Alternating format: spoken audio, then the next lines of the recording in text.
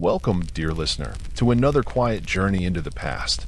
Tonight, we drift back through time, far from the worries of the present, to the shaded arcades and sun-dappled courtyards of an Ottoman bazaar. Not the clamoring version you may imagine, but a slower rhythm, woven with incense and whispers, silks and slippers, the soft rustle of coin and the clink of ceramic. Let the candlelight of history guide you gently through stalls of spice and poetry, coffee and copper. Breathe in slowly. Settle in. We begin in the cool hush of early morning. So before you get comfortable, take a moment to subscribe and like the video, but only if you enjoy what I do here. And write in the comments from where you are and what time it is. Now turn off the lights and fan for the soft background hum. And let's get into the night journey together. Welcome, dear traveler. You've arrived at the edge of the Ottoman world, not amid the cries of conquest or the thunder of cannons, but in a far humbler place, where the day begins not with glory, but with stillness. We find ourselves not in the court of sultans or the battlefield's chaos, but in the quiet breath before a market awakens. Let us step gently into the heart of an Ottoman town, sometime in the 17th century. It could be Aleppo, or Edirne, or perhaps even the early morning lanes of Istanbul's covered bazaar. But the name does not matter. What matters is the rhythm, the slow, sacred rhythm of a day just beginning. Let the light guide you forward, not blinding sunlight, but the gray-blue hush before dawn. Let us walk. The first light is not yet light at all, more a faint lifting of darkness. A smudge of pale indigo above the rooftops. The stars have not quite surrendered. The air is heavy with cool moisture. It clings gently to the stones, the shutters, the backs of your hands. You walk along cobbled paths still slick from the breath of night. They are uneven beneath your feet, worn smooth by centuries of steps, and glistening faintly where the mist pools and dips. High above, the wooden eaves of the market stalls jut out like the wings of sleeping birds. All around you, silence. Not the emptiness of abandonment, but a silence full of breath and waiting. Cats slip along the edges of the walls, their paws soundless, their eyes catching the last silver flickers of night. A raven shakes its feathers on a tiled roof, and its caw is the only voice you hear. Ahead, a flicker. It comes slowly, a lantern lit behind a thick wooden shutter. Then another. From within the deeper shadows of the market arcade, a door creaks open, not with force, but with the soft groan of wood stretching after slumber. The first merchant appears, a hunched figure in a dark woolen cloak. He carries a brass key on a string around his neck. He moves without hurry. He has done this for 30 years, perhaps more. He unlocks the wooden shutters of his stall. They fold out like wings. Dust rises. Not unpleasant. It smells of saffron and old paper. He does not speak. There is no one to greet him yet, but he begins to sweep. The broom's bristles whisper against the stone floor, soft, rhythmic, and without impatience. You watch him for a while, this merchant. His hands are gnarled but graceful. He moves slowly, and you realize there is no rush here. The market has its own pace. It is not governed by clocks, but by sun and footfall, by memory and muscle. Gradually, the world thickens. A young boy appears, carrying two small brass lanterns.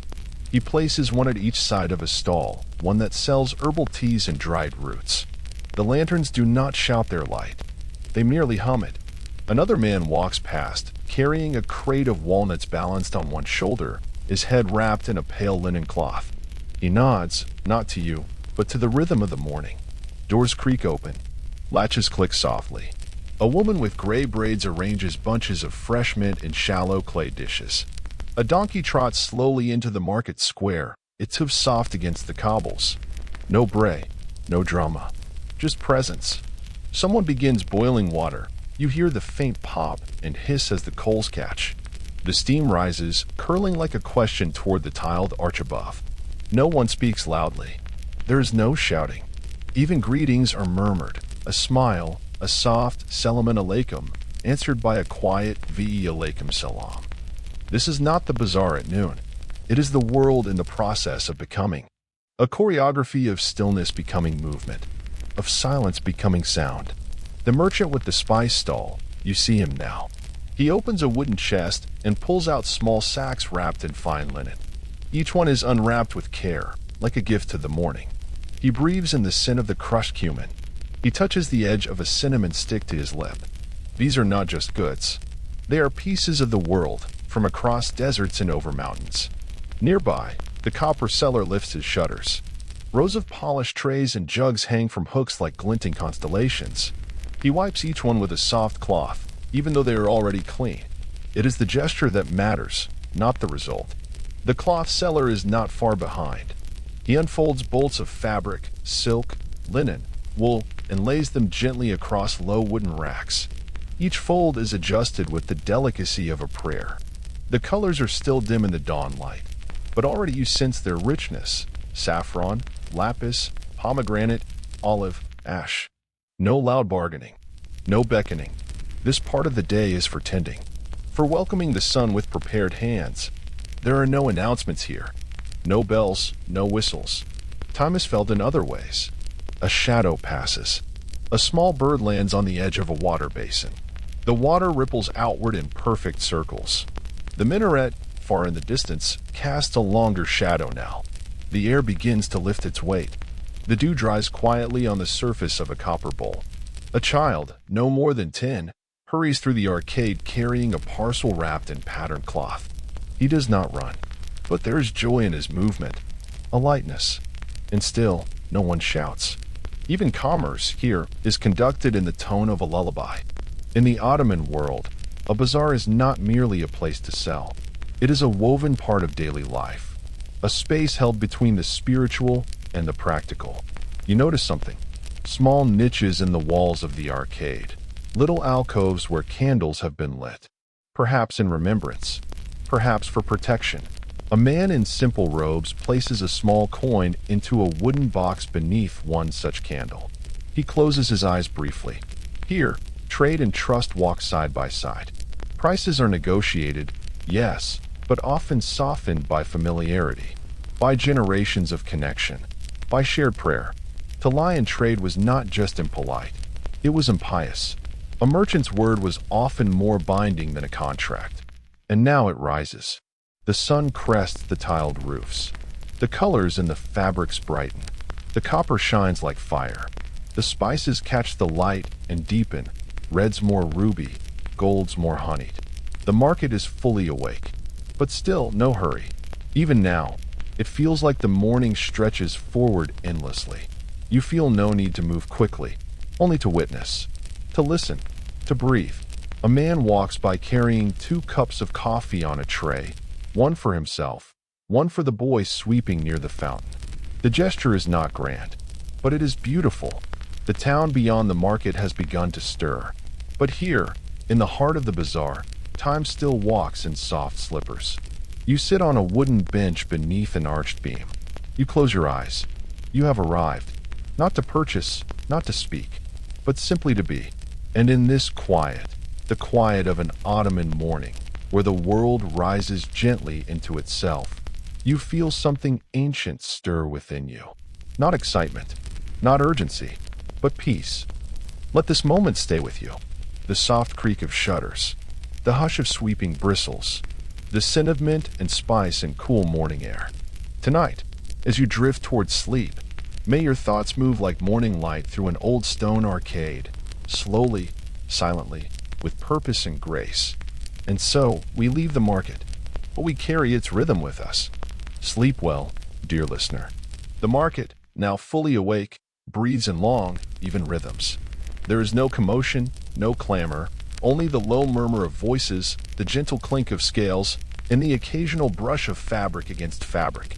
You move slowly through the inner passages of the bazaar, your steps softened by centuries of wear on the stone floor. The early sunlight filters through narrow openings high above, casting pale golden slats across the pathway. Dust motes rise like incense in the light, suspended in time. And then it reaches you. A scent, sudden, sharp, and warm, curling into your senses like a memory. The spice quarter. You turn a corner and find yourself in a corridor lined with wooden shelves and heavy sacks, their mouths open like flower buds. No colors here are garish. The palette is muted, yet rich. Clay reds, sun-worn golds, deep mossy greens, shades of rust and cinnamon. These are the colors of earth, dried and ground, sifted and stored. The air is thick, but not oppressive. It carries a bouquet of layered perfumes, each one awakening something different inside you. Clove tingles at the back of your throat. Sumac makes your mouth water. A hint of nutmeg feels like the warmth of old books. The merchant is already seated. He is an older man, his beard brushed with gray, his turban loosely wound. His robes are the color of honeycomb, and his eyes are not quick, but deep, like small still pools in a forest. He does not rise when you enter. He nods, slowly, and gestures for you to look. You do not speak. It is not needed. His stall is modest, no banners, no gilding, no loud decoration, only shelves filled with jars, bowls, and sacks tied with twine. But each vessel seems to hold an entire geography. One bowl cradles star anise, its pods like tiny eight-pointed lanterns. Another overflows with dried rose petals, crinkled and pale as faded silk. There is turmeric, bright as ochre dust. Fennel seeds like scattered beads. A dark slab of tamarind lies heavy and moist on a square of cotton cloth, while beside it, a shallow dish holds cardamom pods, curved and fragrant like tiny green boats. The merchant moves with the grace of habit. He unties a linen pouch and opens it before you, letting you lean in. Inside, ground cinnamon, sweet and sharp. He holds out a wooden spoon and invites you to lift it to your nose. The scent floods your senses, not aggressive, but warm and enveloping, like a memory of mulled wine or slow-roasted fruit. In the Ottoman world, spice is more than flavor. It is medicine. It is trade. It is poetry. The merchant speaks softly, naming each spice with reverence. Zinsfil, ginger from the southern seas. Carabiber, black pepper carried overland by caravan, grain by grain. Tarsan cinnamon curled like scripture, once more precious than gold. Each word rolls from his lips like a spell. Even in his voice, there is spice. You move through the stall slowly, examining the jars and cones of dried herbs. Some are wrapped in parchment, others tied in bundles with reed. A small drawer opens to reveal crushed saffron, delicate threads that gleam red and golden. You marvel at how something so small could hold such depth of color, such intensity of fragrance. A boy, perhaps 12 years old, sits cross-legged in the corner, pounding dried mint leaves with a stone pestle. He hums softly to himself, keeping time with the rhythm of his work. The scent of mint begins to rise, sharp and cool. He pauses to adjust the folds of a cloth, then returns to his task with the same quiet focus. Nearby, a string of dried chilies hangs from a nail in the beam above. Their red has darkened with age, yet they still glow when touched by the slant of light. A jar of nigella seeds, tiny, black, like fragments of the night sky, sits beside a wide ceramic bowl filled with coriander. You watch as another customer enters the stall. She is elderly, dressed in a long cloak with a veil draped loosely over her shoulders. She does not browse. She has come for one thing only, a specific blend. The merchant recognizes her, nods, and opens a small wooden chest. Inside are 7 distinct powders, each layered like sand in an hourglass. He takes a pinch of each and sprinkles them into a small bowl, mixing with his fingers. Cumin, fenugreek, paprika, sumac, clove, cinnamon, and ground-dried orange peel. The aroma is both sharp and soft, like fire and fruit. He wraps the mixture in waxed cloth, tying it with thread, and hands it to her with a quiet phrase, Sifa Olsen. May it bring healing. She smiles, presses her palm to her chest in thanks, and disappears back into the corridor. This is not a place of transaction, but of transmission. Each sale is a gift, an offering, a link in a chain of hands stretching across mountains and centuries. The spice trade that fed this stall flowed from the ports of Zanzibar, from the groves of Crete, the markets of Delhi, the green hills of Anatolia. And still it arrives, scoop by scoop, into these quiet bowls. A large book lies open on a low table behind the merchant. You glance at it. Its pages filled with soft, flowing Ottoman Turkish, notes on weight, origin, usage. Not prices, but purposes. Recipes and remedies. Blends for coughs. Mixes for warming the body in winter. Herbal tisanes to settle a troubled mind. One entry, written in faded ink, reads, "For a restless child, boiled anise, crushed clove, rosewater, and honey. Another simply says, for sadness, lavender, cardamom, lemon peel. Sip slowly.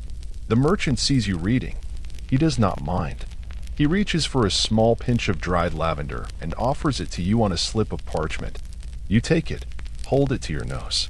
The scent is soft, delicate, and familiar. It pulls you inward, toward quiet memory. As you linger, the light shifts. Outside, the sun has moved further across the sky. You hear the call of a pigeon from the rafters. A copper bell jingles gently as someone opens a nearby stall. You look once more around the spice shop, its shadows, its gleams, its layers of scent and story. It is a place of stillness within the flow of trade, a quiet heart in the living body of the bazaar. Before you leave, the merchant hands you a single clove, wrapped in cloth. A gift. No words.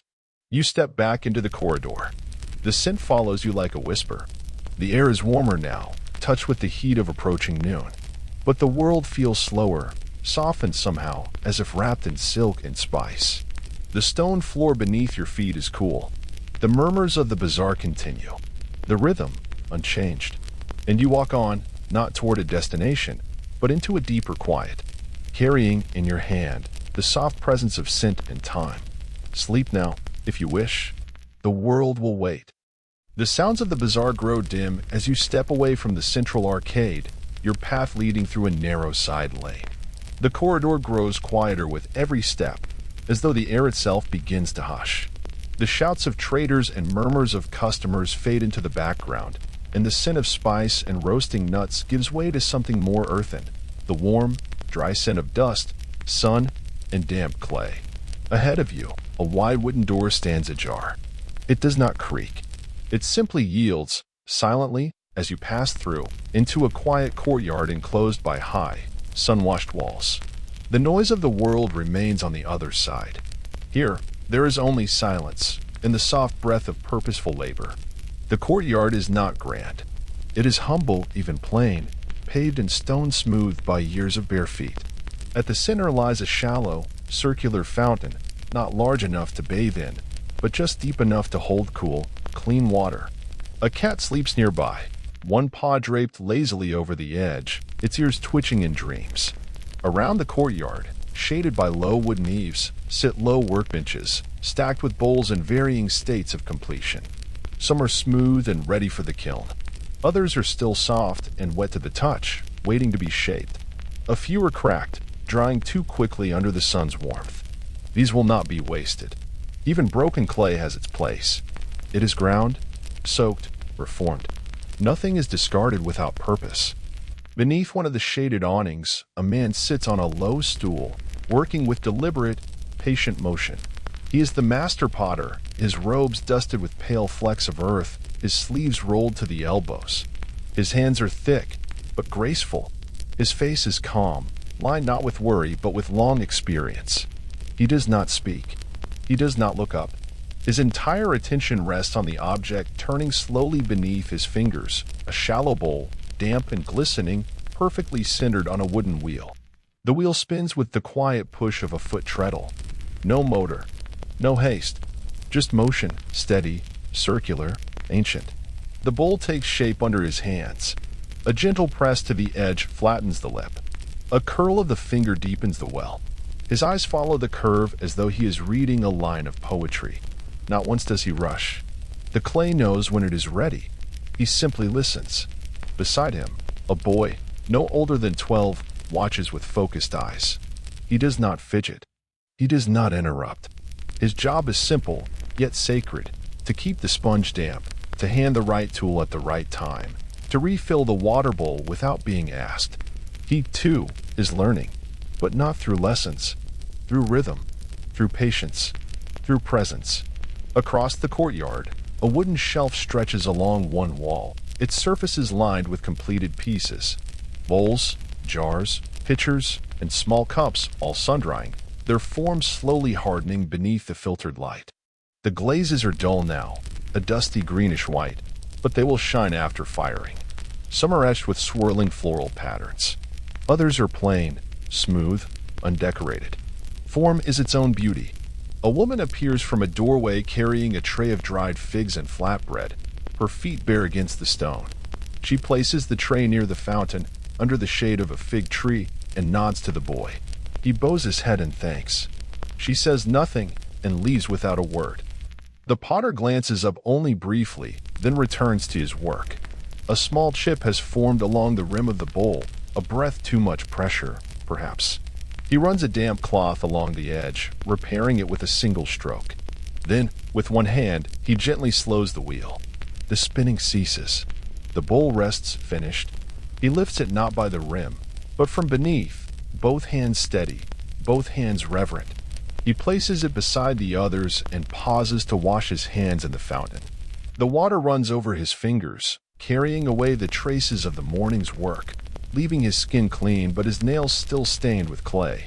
He dries them on a cloth hanging from a wooden peg near the doorway. Work continues, but never in haste. The kiln in the far corner of the courtyard stands like a slumbering giant, its thick brick walls darkened by soot, its mouth open and waiting. It will not be lit until sunset.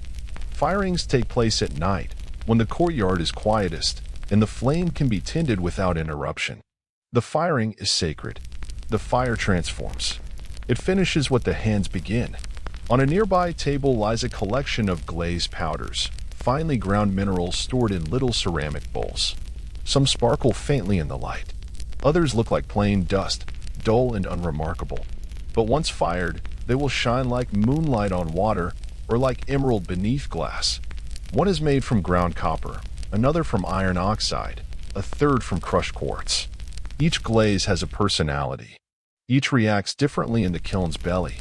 The potter knows them all, not through theory, but through years of watching, listening, adjusting. A glaze too thick will bubble, too thin, and it will flake. He knows by eye, by fingertip, by instinct. The boy takes one of the dried bowls from the shelf and brings it to the glazed table. He holds it gently, turning it over in his hands, brushing away dust. The potter joins him, and together they mix a small cup of glaze, adding water, stirring with a smooth stick, testing the thickness with the tip of a finger. When satisfied, the potter dips the bowl in, slow and steady. The liquid glaze coats the bowl in a milky veil. It will dry to dullness, then emerge shining. Nearby, a second apprentice etches a simple tulip motif into a still soft bowl using a bone stylus. The lines are shallow, deliberate. This is not art for display. It is everyday beauty, a bowl for lentils, perhaps, or olives, or dates. But it will hold food with grace. The sun now rests high above the courtyard walls, casting sharper light across the tiles. The fountain glitters. The cat stirs, stretches, and pads silently into the shade. Another potter, older than the first, enters from a side room carrying a jug. He nods, pours water into the fountain basin, and joins the others in quiet routine. There is no rush. The work will continue until the sun begins to fall. Then, the kiln will be lit, and the dance of fire and clay will begin. You sit quietly on a bench near the fig tree, watching, listening, breathing in the scent of warm stone and damp earth. Time does not pass here. It pools, like water in the bowl of a wheel. Spinning, steady, calm. A bell rings somewhere far off, not an alarm, not a call, just a gentle marking of the hour. But here, it changes nothing. The rhythm remains. In this courtyard of silence and clay, you understand something ancient. That creation does not begin with noise or ambition. It begins with touch, with stillness, with repetition. The potter picks up another lump of raw clay. He pats it into a rough sphere, centers it on the wheel, and begins again. Sleep if you wish. The wheel will turn without you. Gently, without end. The sun has risen high. Shadows, once long and trailing, now gather tightly under eaves and awnings. The hum of the bazaar has grown fuller, but not frantic. Voices float softly over one another, blending into a low, murmuring harmony, like the rustling of leaves in late summer. The spice merchant's jars have warmed in the sun, deepening their fragrance.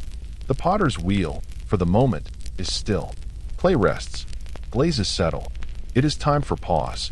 You follow a winding stone path through a quiet quarter of the city. Above, Wrought iron balconies lean out from old wooden houses, where drying linens flutter gently like slow-moving sails. A pigeon struts across your path, unhurried.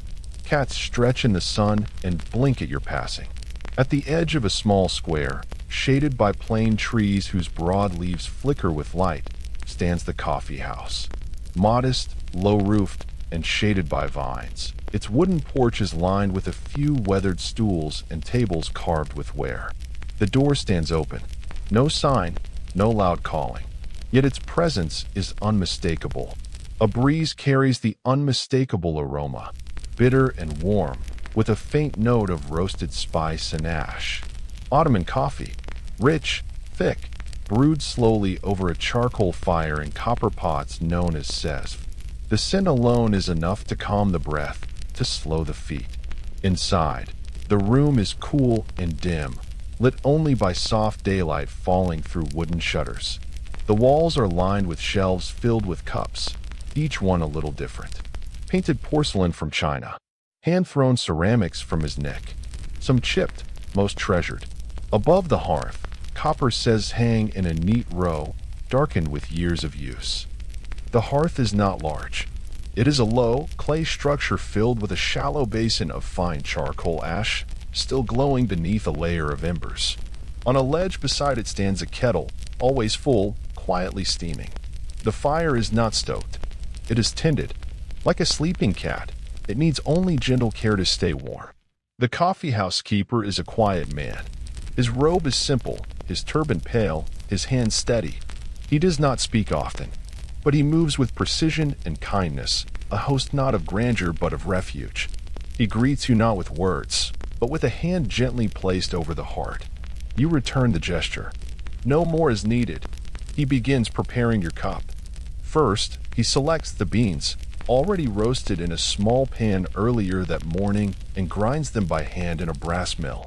The grinding is not harsh, but rhythmic. A slow turning of the handle, a whisper of powder falling into a waiting dish. He does not grind too much, only enough for one cup. Coffee here is not brewed in bulk. Each cup is its own ritual.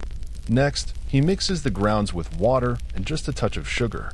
Some prefer it bitter, some sweet, but always small, always thick, always deliberate. He pours the mixture into the sezv, a long-handled copper pot, dark on the outside, gleaming within, and nestles it gently into the charcoal bed. The embers embrace it without flare or sound. No boil, no bubbling rush, only a slow warming, a slow rising of foam. As it nears readiness, the surface of the coffee begins to shimmer. Tiny bubbles collect at the edge. The aroma deepens. He does not stir. He does not rush. At just the right moment, and no sooner, he removes the sezv, tapping its base once against the stone ledge, and pours the brew into a small porcelain cup. No filter, no milk. The grounds settle at the bottom, forming a dark, silent bed. He sets it before you on a wooden tray, alongside a piece of locum Turkish delight, dusted with fine sugar, rosewater and pistachio, a balance to the bitterness. You nod in thanks. Around you, the coffee house breathes gently. A few other patrons sit quietly, some alone, some in pairs. An old man leans back on a stool, eyes closed, the empty handle of his cup still warm in his fingers. A pair of merchants whisper over a game of backgammon, the soft clack of stones punctuating the stillness like distant raindrops. In the corner, a student sits with a notebook, his pen resting idle while he watches the curl of steam from his drink. No one speaks loudly. This is not a place of debate or excitement. It is a refuge, a chamber of pause. You lift your cup. It is warm to the touch, grounding.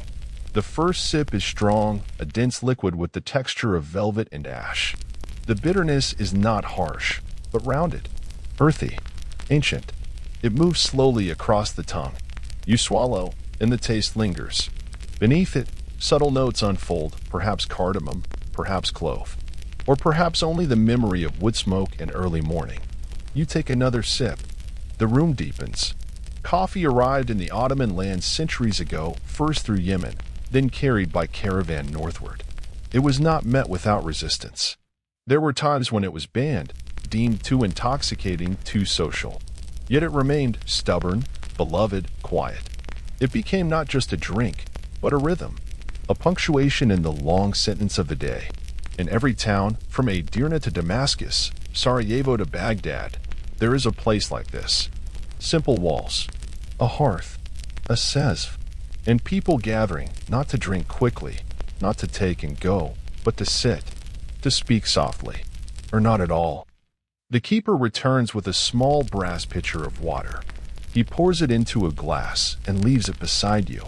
Water and coffee, one to cleanse, the other to deepen. You sip again. The bitterness of the coffee now balanced by the sweetness of the locum. A perfect accord. Outside, a breeze passes through the trees, rustling the plane leaves. The shutters rattle softly. Someone laughs, not loudly, but with warmth. The student closes his book. The game of backgammon pauses. You finish your cup slowly. At the bottom, the grounds form delicate patterns, swirls, crescents, the suggestion of a fish or a tree. Some believe these grounds can be read. A window into dreams. The future. A moment held still. The keeper offers you a cloth to wipe your hands. You rise, bow your head, and step back into the sunlight. The square is brighter now. Life hums around you once more. Yet something has changed. Not outside, but within. A deepening of breath. A stillness in the chest. The world has not slowed, but you have. And in that stillness, you carry the warmth of coffee and copper. A pause folded into the day. A taste that lingers long after the cup is empty. Sleep, now, if you wish. Let your breath settle like the grounds at the bottom of a porcelain cup, undisturbed, rich, and ready to dream. The day drifts onward, but the rhythm remains steady, unhurried, grounded, and gentle. The sun, now past its peak, casts a softer golden light on the old stones of the city. The bazaar, though still alive with murmurs, seems to breathe more slowly. You wander now into another passage where the walls narrow and a cool breeze moves through woven shades stretched overhead. The scent changes once again. Gone is the bitterness of roasted coffee, the earthy warmth of clay. Here, there is the subtle perfume of fresh linen, the faintest trace of dyed wool, and something else, the crisp, dry scent of raw silk, like sun-warmed paper and pale bark. You have entered the weaver's quarter. The path underfoot is cushioned by fine dust and fibers that have escaped the stalls, collecting in the crevices between stones. No heavy carts roll here. Only the quiet footfalls of merchants, apprentices, and tailors, passing with folded cloth slung gently over their arms. Above you, bolts of fabric hang from lines strung between beams. They sway softly in the breeze, not banners, but pages in the air, whispering without words. Some are undyed, ivory, bone, pale sand. Others shimmer with soft blues, sage greens, and muted reds that hint at pomegranate or madder root. Every cloth holds a story, where it came from, who made it, what it will become. You step inside one of the stalls, where the walls are hung with fabrics, layer upon layer like the pages of a book that unfolds with no end. There are silks, yes, smooth and cool to the touch, glistening in the light like the surface of water. But there is also wool, thick, hand-spun, uneven in a way that speaks of its making. There is cotton, soft and simple, with threads that catch on the calluses of your fingers. And linen crisp, sun-bleached, carrying the memory of the field in its weave. The merchant does not rise to greet you. He sits on a low cushion, stitching quietly by hand. His fingers move slowly, steadily, the needle slipping through cloth with barely a sound. He looks up only briefly, offering you a small smile. He knows you have come to look, not to rush. He gestures to the shelves beside him, tall wooden frames stacked with folded fabrics, some tied with ribbon, others rolled around narrow rods. You pull one free and unroll it gently. The pattern is hand-dyed, block-printed with faded blue ink, curling leaves, vines, and small blossoms, each one slightly imperfect. The design repeats but never quite repeats, a pattern made not by machine, but by memory in hand. Each bolt has traveled. Some were woven here in the city, in quiet courtyards filled with looms and foot pedals. Others were brought from afar, from Damascus, Bursa, or the great workshops of Isfahan. Silk may have passed through caravans, bundled and packed in oilcloth, protected from rain and theft alike. Wool may have come from highland flocks, sheared in spring, spun beside mountain streams, dyed with walnut shells or indigo flowers. There is no sharp division between fabric and life here. Cloth is not a luxury. It is necessity, intimacy, identity. A mother wraps her infant in cotton dye by her sister's hands. A merchant ties his headscarf in the same pattern worn by his grandfather. A bride's dowry includes embroidered towels, each stitch a mark of love and preparation. On a nearby shelf lie bundles of thread, skeins of wool dyed in muted earth tones, ochre, slate, fig, and rust. A small wooden shuttle rests beside them, its curves worn smooth by years of use. You pick it up, turn it over in your palm. It is heavier than you expected, solid, deliberate, not an ornament, a tool. In the far corner of the stall, a loom waits in silence. It is large but not imposing, its frame built from olive wood, its beams dark with age. The weaver is not present now, but you can see the threads strung across the warp, vertical lines in tight tension, a field waiting to be transformed. The weft, the horizontal threads, lies nearby in a small basket, curled like sleeping vines. It is work not yet done, a story not yet told. You sit for a moment near the loom, listening. There is no sound of weaving now, but you can imagine it. The soft knock of the shuttle, the whisper of thread against thread, the rhythmic creak of the loom's frame shifting with each pass, like a lullaby without words. Outside, a girl walks past carrying a bundle of wool wrapped in a patterned shawl.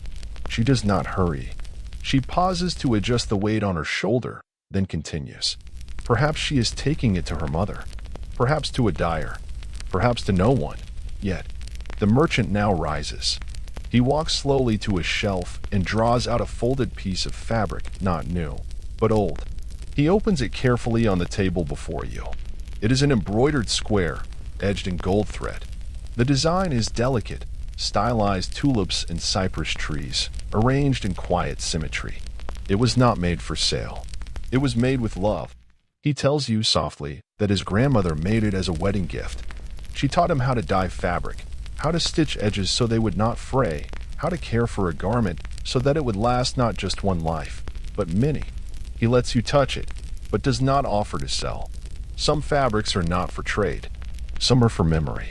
You return the cloth to his hands, and he folds it with reverence, tucking it back into its linen wrap. No display, no performance.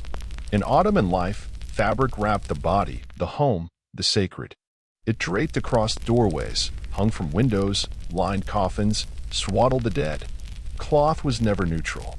It was always saying something of station, of region, of story. Even plain cloth spoke. Even a frayed hem had meaning. Outside the stall, a woman sits cross-legged with a basket in her lap, stitching quietly.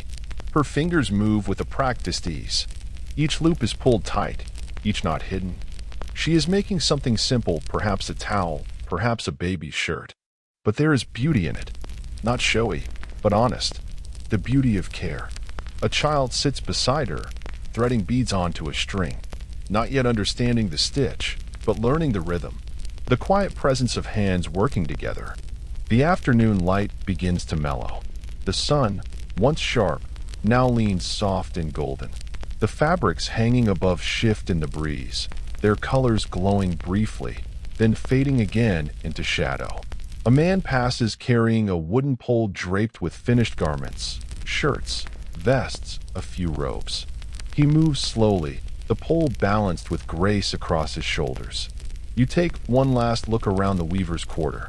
It is not a place of display or grandeur, but it holds the soft heartbeat of daily life, the silent language of touch, of pattern, of thread passed from one hand to another. You step back into the corridor. The sounds of the bazaar return, gently, but you are changed. You move a little slower. You notice the fold of cloth on someone's shoulder, the frayed edge of a robe, the embroidery on a child's hat. And somewhere in your memory, a loom creaks, a shuttle knocks, a thread is pulled tight. Sleep if you wish. Let your dreams be woven like silk in quiet hands. Let the fabric of the day fold softly around you. You turn from the weaver's path and step through a narrow stone arch. the world shifts. The air changes. Gone is the brightness of the afternoon. Here, the light is low and golden, the sounds muffled. You are entering a place of warmth and whispering water. The hammam. For centuries, in the heart of every Ottoman town, there has been a bathhouse, not merely a place for cleansing, but for renewal. It is neither temple nor market, but something of both. A place of healing, a place of silence. The attendant greets you not with chatter, but with a nod. He moves slowly, barefoot across the polished stone floor, his steps soft as wind on parchment. He gestures for you to follow, and together you pass through a series of arched chambers, each one warmer than the last. The cool of the outer air begins to melt away. Already your breath slows, your muscles soften. You have stepped outside of time.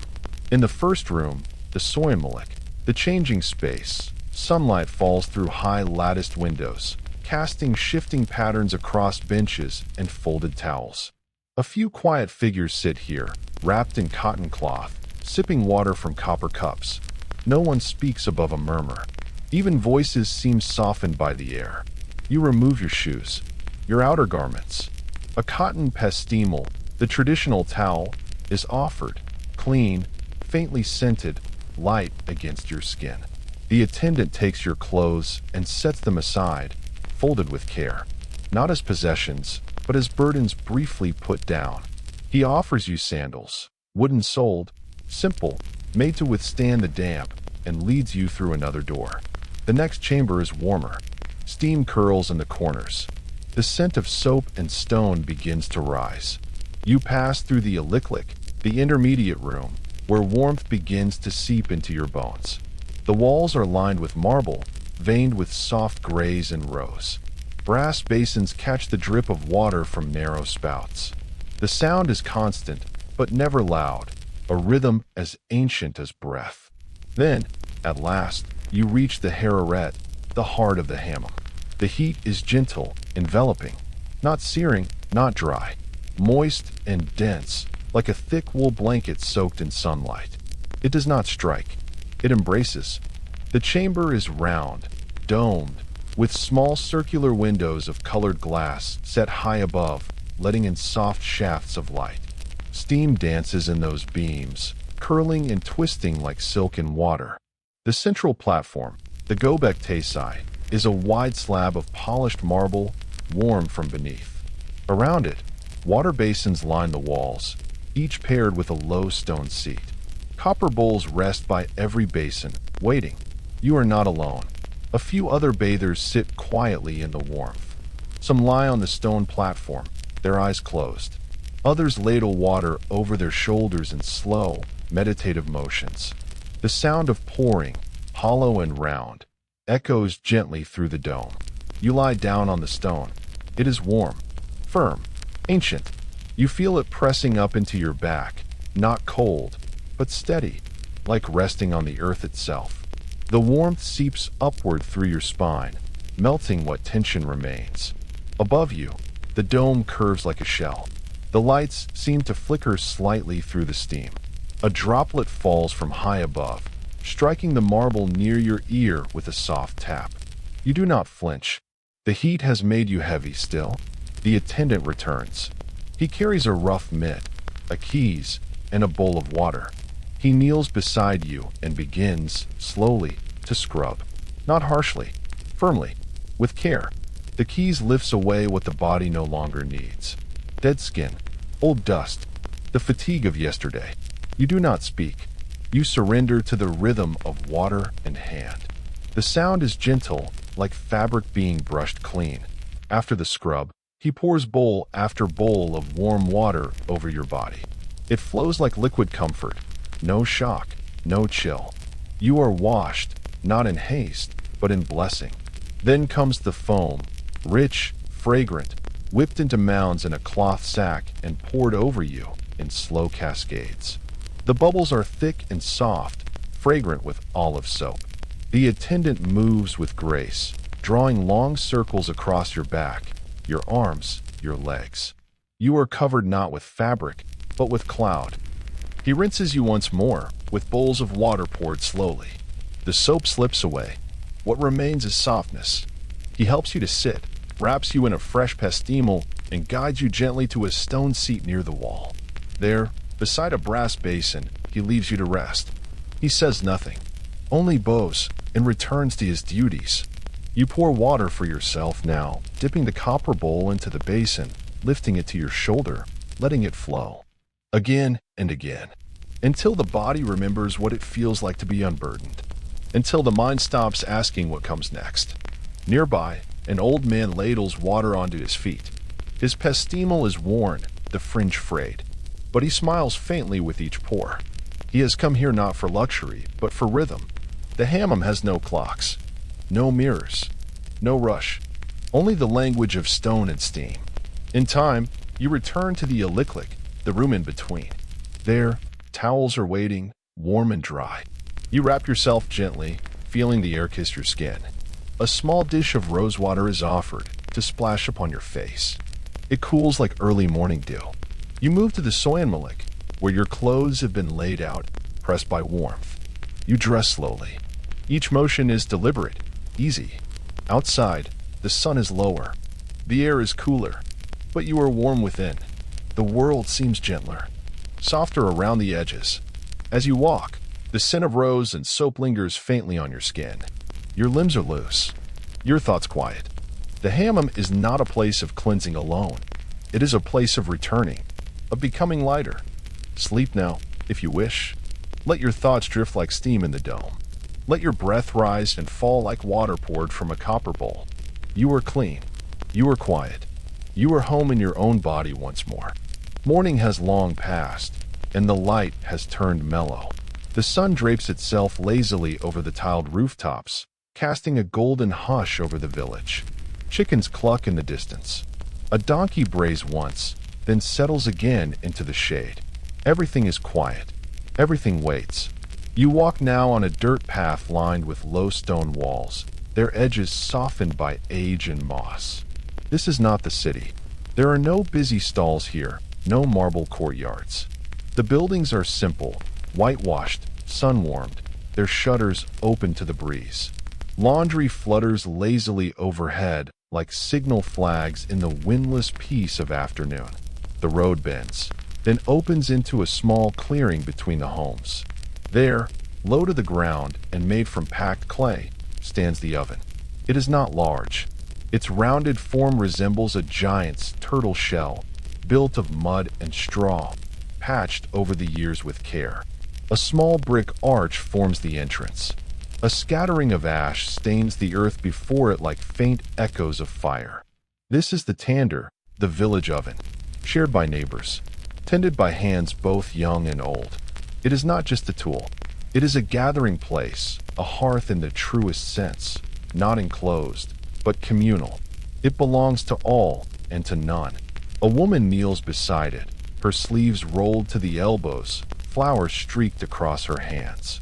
Beside her lies a low wooden board, dusted with white. On it rest rounds of dough, soft and rising, covered with a clean cloth. The dough breathes slowly, like a sleeping child. Another woman sits nearby, gently rolling more balls of dough, her hands moving in a rhythm passed down through generations. She does not measure. She does not count.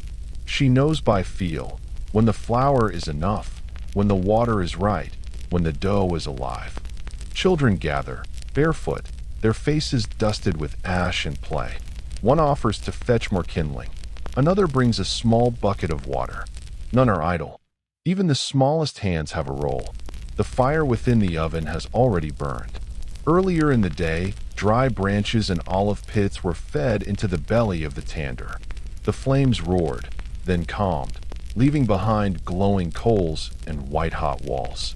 Now, the fire has died down, but the heat remains, stored deep in the clay, steady and even. The women begin. One lifts a ball of dough, now rested and pliant. She presses it onto a round cushion, known as a sini, dusted lightly with bran. Her palms shape it gently, flattening it into a thin disc, not too thick, not too thin. Then, in one fluid motion, she leans forward and slaps it against the inner wall of the oven. The dough sticks. It clings to the hot surface like bark to a tree, begins to bubble almost at once. Steam rises in gentle whirls. The scent is immediate, warm, rich, ancient. Within moments, the outer edge begins to brown. A long metal hook is used to peel the bread free, lifting it from the clay. The woman sets it aside on a woven mat, where it rests, steaming, softening in the open air. Another piece follows, and another. The rhythm continues, slow and sure. Slap, bubble, peel, rest. Slap, bubble, peel, rest. No one hurries. There is no need. Nearby, a man prepares flatbreads with a sprinkling of nigella seeds and dried mint. He presses the seasoning gently into the surface before handing the dough to the baker. Others bring bowls of chopped herbs, crushed walnuts, and crumbled white cheese. Some breads will be plain, others filled. All will be shared. This is not a bakery. It is not a business. This is how bread is made in the village. Not once, not rarely, but often. Enough for the day, enough to share. A rhythm older than stone. Elders arrive, drawn by scent and memory. They sit on low stools in the shade, sipping water or tea, watching the slow dance of dough and fire. One hums an old tune. Another tells a story, not loudly, but low and gentle, meant more for remembering than for entertaining. The children quiet, drawn by the tale. A story of a baker who lost his fire and found it again in the ashes of a stranger's oven. No one interrupts. The words fold gently into the afternoon. The sun lowers. A breeze picks up. The scent of baking travels farther now, over hedgerows and across distant fields. It is the smell of comfort, of sustenance. A smell that lives in the bones. The bread is stacked in cloth-lined baskets, still warm, their crust crisp but yielding. Some are brushed lightly with butter. Others wrapped in cloth to keep soft for the evening. One or two are broken at once, torn and dipped into olive oil with crushed thyme and salt. No ceremony, just gratitude. A few loaves are set aside, one for the imam, another for the widowed neighbor down the hill. Someone sends a child off with a covered tray. Another carries a piece in their pocket for later, wrapped in a handkerchief that smells faintly of lavender. No one leaves empty-handed. The fire within the tander now rests. The last heat seeps into the earth. The ash is swept gently to one side. The mouth of the oven is covered with a stone slab until tomorrow. The clearing grows quiet. But in the air, that scent still lingers. Smoke, wheat, warmth. And something else. Something like memory. You walk slowly back down the path. The earth is warm beneath your feet. Crumbs cling to your fingers. The sun dips behind the hills. The village settles into a hush. Sleep now, if you wish. Let your thoughts rise and fall like dough beneath a cotton cloth. Let your dreams warm in the slow, steady oven of evening. All is well. All is fed. The light has softened into late afternoon, that hush between day and dusk when shadows grow long and golden, and every movement seems a little slower. You walk now along a quiet lane, far from the rhythm of merchants and ovens, following the faint scent of paper and oil lamps. You arrive at a narrow doorway set beneath an arch, its lintel carved with gentle curves and faded verses. There is no sign above it, only the hush of reverence that clings to spaces filled with words. You enter. The room is dim and cool. Light filters through wooden shutters, fractured into gentle beams. The scent is subtle and layered, aged parchment, dried rose petals, the faint metallic trace of ink, and the waxy sweetness of burning oil. This is the scribe's chamber. A man sits at a low desk carved from dark walnut, its edges worn smooth by time and touch. He does not look up. His head is bent, his hand steady. The tip of his reed pen moves slowly across the page, not hurried, not even consistent in speed, but rhythmic. A gentle flow, like the breathing of someone asleep. Around him, the room is lined with shelves, each filled with scrolls and bound volumes. Leather, linen, and wood. Some spines bear golden script. Others are blank, their contents hidden except to those who open them. The books are not shelved in perfect order, but each has its place. Some lean, some lie flat. Each one seems to rest. You sit quietly on a cushion across from him. The floor beneath you is covered with a worn kilim, soft and faded, with patterns like tangled vines. In one corner, a brass oil lamp burns with a steady flame, its base carved with crescents and lilies. The scribe lifts his head and nods. He does not speak, but gestures to the desk beside him smaller, meant for guests or apprentices. Upon it rest the tools of his craft: a small jar of ink, a knife for trimming pins, a shallow dish for mixing pigments, and a stack of smooth, cream-colored pages. You lift a sheet of paper. It is thicker than it looks, textured faintly like pressed petals. The edges are soft, not sharp. A small watermark glows faintly in the light, the maker's mark, known only to those who have touched this craft. There is no printing press here, no clatter of type or press plates. Each letter, each word, is formed by hand, measured by eye and balanced by breath. The scribe dips his pen again. The ink is thick and black, made from soot and gum Arabic, boiled slowly and stirred with care. The pen is a reed, its tip cut at a precise angle, honed with a blade, then dried in the shade. There is no rush. Ink must rest before it writes. He writes in the Nisi script, round, flowing, gentle on the eye. A script used for reading aloud. The letters bend like willow branches. Each one touches the next with a graceful hand. He pauses often, not in confusion, but in mindfulness. Between each word is a moment of silence, a breath. Then the pen moves again. Occasionally, he stops to blot the page with a square of soft cloth. Not to erase, but to settle the ink. He turns the paper slightly, letting the light catch the sheen. Only when it is dulled, dried completely, does he begin again. Around the room, other pages rest on wooden boards, drying in neat rows. Some are letters. Others are pages of poetry, copied with care. One, near the window, glows with gold leaf, not painted, but pressed gently into the margins, illuminating a single verse like a lantern in the dark. This is not the realm of scribes who write for sultans or courts.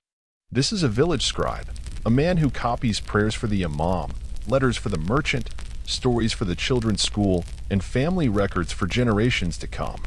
Beside him rests a bound ledger. Its leather cover is soft from use, tied with a cord. He unties it and opens to a page near the back. Inside are names, dates, small notations, births, deaths, a marriage 2 winters ago, a migration to another village. These are the quiet things that build the world. You look again at the pigments in his dish. One is crushed lapis, for blue. Another, dried rose petals, for red. A third, powdered gold, used only rarely, only for names or divine verses. Nothing is wasted. Even broken pens are saved, their ends used to mix or stir. He offers you a pen. It is light in your hand, cut with care. He nods to the ink. You dip, gently. The tip must not drown. You lift it, let the excess fall. Then you place it on the paper and draw your first line. It is not perfect. It trembles, but it is yours. He does not judge. He watches, patient. In the corner of the room stands a chest. He opens it for you, revealing pages wrapped in cloth, tied with thin cords of wool. Inside are old letters, transcriptions, small books of poetry copied by hand, each with a different hand, a different voice. The ink has faded to brown. Some words are smudged, but the paper endures. One letter is dated over 100 years ago. Its folds are soft from repeated reading. A father writing to his son, a prayer, a verse, a reminder of home. You return it gently to the chest. The scribe closes the lid.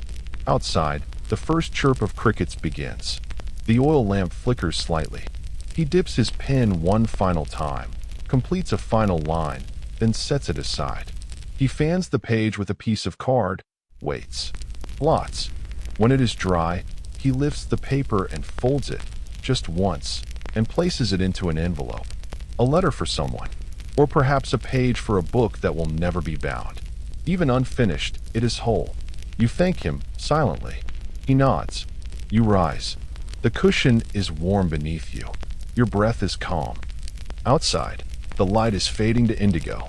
The sky is streaked with the last gold of day. You carry the scent of ink on your fingertips, the weight of unwritten words in your chest. Sleep now, if you wish. Let your thoughts drift across the page of your mind like ink flowing into its groove. Let the silence between lines become the rhythm of your breath. You are not hurried. You are not lost. You are simply here. The path ahead is narrower now, shaded by old trees and the soft sweep of hanging linen from above. You move slowly, your steps muffled by dust and time, past the hammam, past the scribe's corner, and beyond the low murmur of the village baker's courtyard, you come upon a house that seems to hum without sound. Its walls are pale and sun-washed, its windows half open. The breeze carries a scent that is both earthy and sweet, lanolin from wool, a trace of lavender, and the faint bitterness of dye. There is no sign to welcome you, but the door stands open. Inside, the space is dim, and the air is still. Threads dangle from rafters. Wooden beams support the ceiling, and the floor is covered in pieces of cloth, some folded, some rolled, some laid flat in the dappled light. It is quiet here, but not silent. Somewhere, the soft thump of a loom repeats, like a heartbeat woven into the air. You follow it. At the back of the room, near an open arch that looks onto a garden wall, sits a woman. She is elderly, but her posture is straight, her fingers steady. Before her is a wooden loom, large and upright, strung with vertical threads, the warp, taut, and waiting. Her shuttle moves through them, side to side, threading in the weft. Her hands work slowly, deliberately. No haste, no wasted motion. You sit nearby, on a low stool softened by time. The carpet under your feet is thick and worn, its colors faded by years of footsteps and sun.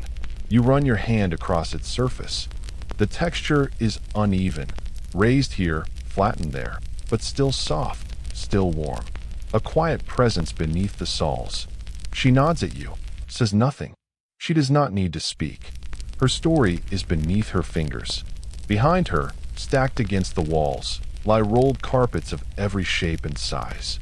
Some are narrow like hallways, others as wide as beds. Some are richly dyed, saffron, indigo, crimson, walnut brown. Others are the gentle tones of undyed wool, ivory, smoke, and pale sand. Each one has a pattern, and each pattern is a story. A field of diamonds may speak of protection, a line of ram's horns, strength and courage. A tulip, curved and quiet, hope. A tree with wide branches, the family. A small bird, journey or loss. And always, there are stars. The weaver does not always know what she weaves. Some motifs are chosen without thinking, passed down through the hands. A memory held in gesture, not in mind. But the stories remain. Her loom creaks softly. The shuttle passes again. A gentle thump. The weft is pulled tight. Each thread becomes part of something greater, hidden now, but building, row by row. On a nearby table lies a basket of dyed wool. Each skein is coiled like a sleeping animal, soft, alive. The colors are rich but not loud. Earthy blues and burnt sienna, dark green, mustard yellow, deep pomegranate.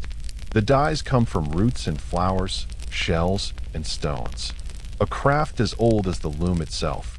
The garden behind the house holds marigolds for gold, madder for red, and vines of indigo curled along a fence. A small pot of crushed walnut shells sits on a low bench, ready to darken a fresh skein. Color is not purchased. It is gathered, boiled, and coaxed. The wool comes from the highland sheep, shorn in spring, washed in the river, dried in the sun. Then it is carded, spun with a drop spindle or wheel, and finally wound into balls. Every part of the process takes time. Every step a kind of patience. A girl enters, perhaps the weaver's granddaughter, and sets down a tray of tea. She does not interrupt. She, too, has thread in her hands, wound around her fingers. She sits beside you, and with soft eyes, begins to knot a small design onto a square frame. Her hands are less sure, but the rhythm is there. The loom continues. The design grows. Not all carpets are sold. Some are made for weddings, others for mourning, some for prayer, some for travel. A bride might take a small piece with her to a new home. A mother might make a cradle rug for a newborn, filled with charms woven into the pattern. The house has carpets on every surface. One for sitting, one for sleeping, one for meals. Some are tattered, others pristine. Each has its place. Each holds memory and wool. The weaver pauses to sip her tea. She does not speak, but she touches the edge of her work. There, in a small border, is a broken thread. A mistake? Perhaps. Or perhaps deliberate. A reminder that only the divine makes things perfect. You begin to notice the sound more now, the gentle hush of wool pulled taut, the soft clink of the shuttle, the faint creak of wood. It is like listening to wine moving through reeds, or water trickling over stone. A quiet that fills the room rather than empties it. A breeze stirs the hanging skeins, and they sway like wind chimes without sound. The girl offers you a piece of wool, soft, dyed a deep fig red. You turn it over in your hands. It smells faintly of the mountains and something older. It holds the memory of the sheep, the dye, the spin, and the air that passed through it all. Outside, the sun has lowered behind the wall. The shadows of leaves dance gently across the weaver's loom. She ties off her final knot for the day, runs her hand across the pattern, then folds a cloth gently over the frame. Her work is not done, but it is paused. A conversation set aside for another day. She looks at you and smiles. There is no need to explain what has been made. You have felt it. You rise, your steps slow. The carpet beneath you gives just slightly with each footfall. A soft resistance. A grounded presence. As if the earth itself had been padded for comfort. Outside, the air has cooled. The colors of evening have begun to bloom in the sky, soft lilac, dusty rose, the faintest silver. You carry no object, but something in you has changed. A new thread has been tied, quietly, gently. Sleep now, if you wish. Let your dreams be knotted like wool into gentle patterns. Let each breath pull another line of weft through the warp of your night. No need to finish. It is enough to begin. The light has changed again. Where once it was bright and golden, full of activity and motion, now it has turned slow and thick, a gentle syrup of color draped over the buildings. Every edge is softened. Every sound is quieter. The streets seem to exhale. The minaret stands tall at the edge of the village, slender and pale against the deepening sky. It has stood there for centuries, watching the same pattern unfold. Day fading, shadow stretching, lamps kindling. The call to prayer will come soon, and with it, a gentle reordering of the world. You are walking slowly now, past shuttered shops and still courtyards. A cat stretches languidly on a sun-warmed step. A boy carries a jug of water. A woman pulls in a line of drying cloth from her window. These are the small rituals of dusk, carried out in silence. You stop beneath the minaret and look upward. The structure is not grand, but graceful, built of pale stone, veined faintly like a leaf. A narrow staircase winds up inside, unseen, leading to the small platform from which the muezzin will soon call. For now, it remains empty, waiting. Around you, the village quiets. A merchant draws the wooden shutter across his stall with a hollow clunk. A baker extinguishes the coals in his oven. A mother gathers her children and gently wipes flour from their cheeks. Then, like a breath drawn in, the silence deepens. And the call begins. It rises from the minaret, pure and clear, not shouted, not forced, but flowing. A voice, measured, melodic, calling not to demand, but to remind, to return. The words are familiar, timeless. Their meaning echoes through centuries. Allahu Akbar. God is greater. Not louder than the day, but greater. Above all else. A stillness above the storm. The voice wraps around rooftops and courtyards. It slips through windows and stirs the fabric of the dusk. It reaches the riverbanks and the olive groves. Even those not listening with the ear seem to hear it with the body. The world, for a moment, aligns. In the mosque courtyard, lamps are being lit. Small glass lanterns, their flames flickering gently in the evening air. Their light is warm, golden, and low, never harsh. It does not pierce the dark. It coexists. People begin to arrive, not in crowds, but in pairs and ones. Some walk slowly, others with purpose. A child tugs his father's sleeve. An old man leans on his cane. A woman washes her hands at the basin, pouring water over her wrist with careful, circular motions. The ritual of wudu, ablution, is not hurried. Water is cupped gently in the hands, passed over the face, the arms, the feet. It is not just cleansing. It is preparation, a quieting of the body to ready the soul. You follow them into the mosque, not grand, but welcoming. The interior is simple. Whitewashed walls, a few wooden columns, a carpet that stretches wall to wall. No pews. No hierarchy. Just space. The floor is warm beneath your feet, soft with years of prayer. The carpet bears a pattern that gently guides rows, each line a place, each space shared. People line up, shoulder to shoulder, leaving no gaps between.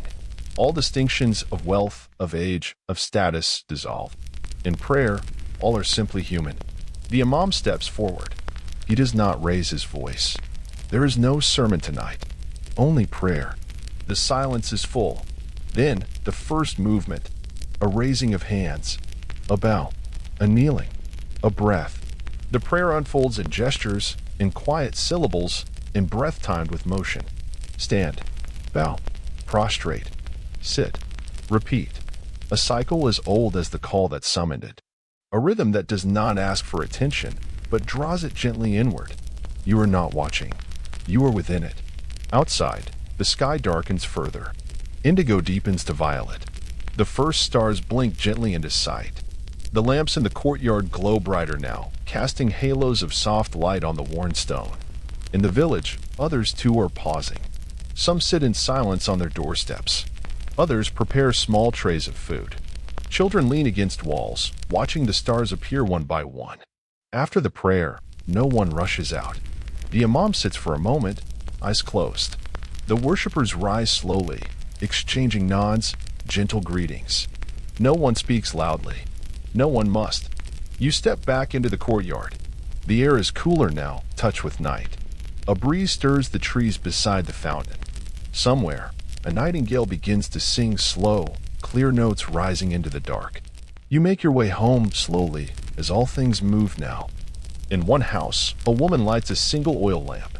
In another, a family gathers around a tray of lentils and warm bread. The food is not grand, but it is shared.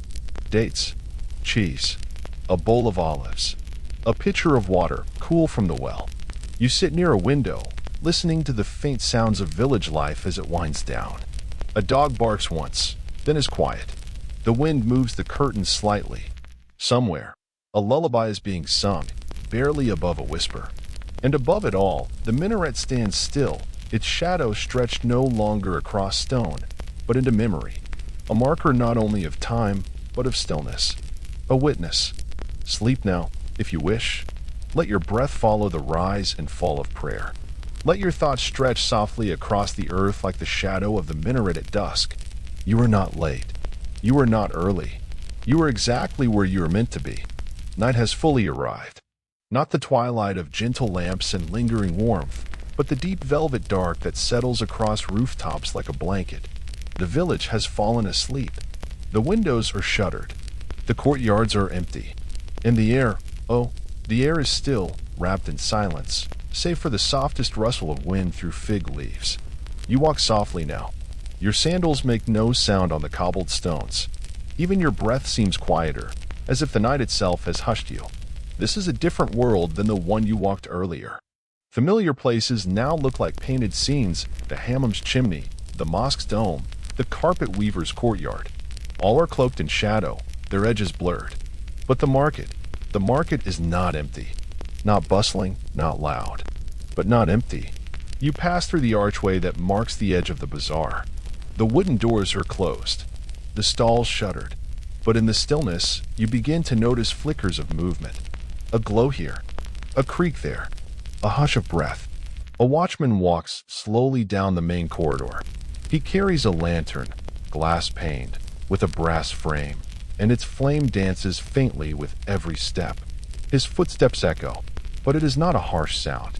It is rhythm, familiar, safe. He does not hurry. His task is not to chase, but to be present. The Ottoman night watchman, the Beksi, is both guardian and lullaby. He is the voice of reassurance in the dark. Sometimes he sings softly as he walks, a chant passed down through generations. Yuyin, Yuyin man, her say Yolanda. Sleep, do not wake, all is well. He carries a staff, not as a weapon, but as a signal. With it, he taps gently against the stones, a slow, even beat, letting those behind walls know that he is there, that someone is awake while they sleep. The market's scent still lingers, even now, long after sunset. The wooden stalls still carry the memory of spices and sun-dried fruit, of wool and tanned leather. The sacks of lentils and chickpeas, now covered, breathe out the warmth of the day. The scent of rosewater and tobacco leaves mingles faintly with the cooler air. The lantern light brushes the edge of a copper kettle, left hanging beside a tea seller's stand. It glows for a moment, like a star. In the shadows of the apothecary's booth, you hear a quiet rustle. A cat, long and lean, pads silently across a low wall, eyes glowing with reflection. It pauses, watches, then disappears into the darkness. It knows these streets better than anyone. The watchman pauses near the fountain at the heart of the market. He dips his fingers into the basin, the water cold and glass smooth, and sprinkles a few drops onto the stone. A habit, a prayer, or perhaps a memory. Then he sits. You join him on the opposite bench. He does not speak. He only nods, a gesture of welcome, of recognition. Around you, the bazaar rests like a sleeping animal. You hear a creak of rope. A wind chime stirs faintly. Somewhere, a distant owl calls once, then falls silent. He tells you, softly, about his hours. From sunset to dawn, he walks the lanes, checks doors, watches windows, listens, not for trouble, but for quiet, for peace. That is the sound he guards. He knows every stone, every turning.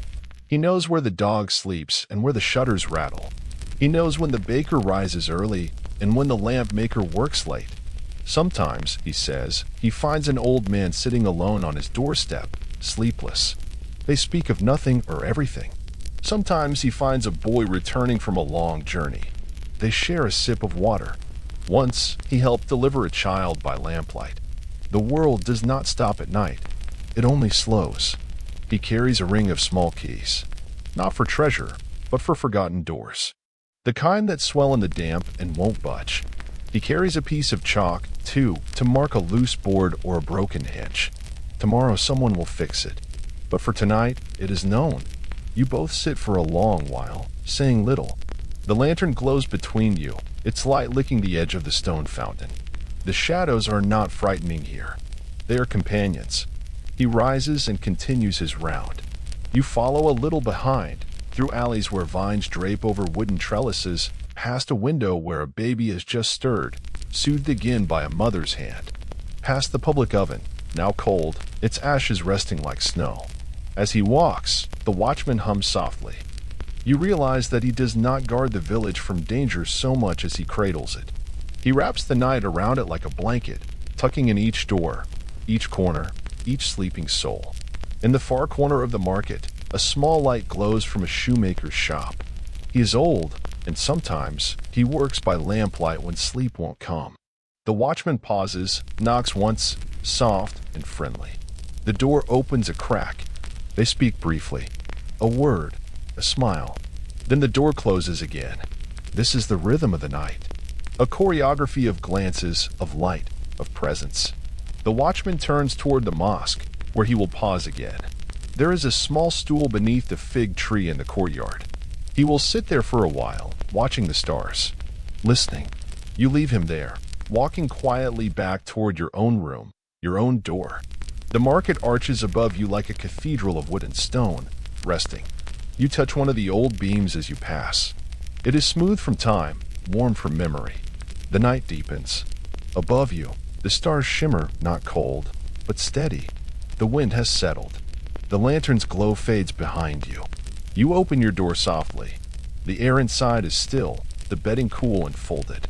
You lie down slowly, the sound of the watchman's staff still echoing in your ears, that steady rhythm, like a heartbeat of peace. Sleep now, if you wish. The streets are quiet. The village is watched. The lantern still glows, far away, for those who must wake. But you are safe. You are within the hush of the market at midnight. The house is quiet now, not because it is empty, but because it is full of peace. You move slowly through a darkened hallway, its walls painted with pale geometric patterns. The air is cool, the light dim. Your footsteps make no sound. A breeze brushes gently against your face, and you know you are near. Then, you step into it. The courtyard. It is not large. It does not need to be. For walls surround it, whitewashed and warm, their shadows falling in soft shapes along the ground. The air is touched with the scent of jasmine and sun-warmed stone. And at the center, glimmering gently, is a fountain. Its voice is soft, a steady trickle, a quiet splash.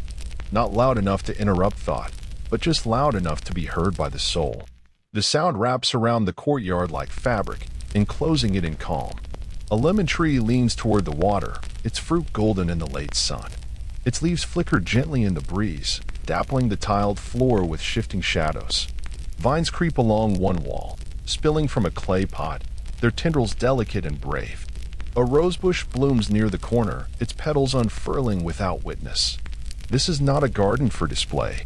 It is a garden for rest, for breath. You sit on a low bench beneath an arched colonnade. The cushion is worn but soft, embroidered long ago by a patient hand. The stone beneath your feet is cool. You let your hand trail along the smooth marble edge of the fountain. No one speaks here. The courtyard is not a place of performance. It is a retreat, a pause in the day's story. And in the Ottoman home, it is the heart, the quiet within the quiet. Above you, the sky is framed perfectly between the rooftops. It is a living painting, always changing from blue to amber to navy. Birds cross it slowly, wings still. A swallow dips toward the fountain, skims the surface, and disappears. You breathe more slowly here. Time does not stop, but it loses urgency.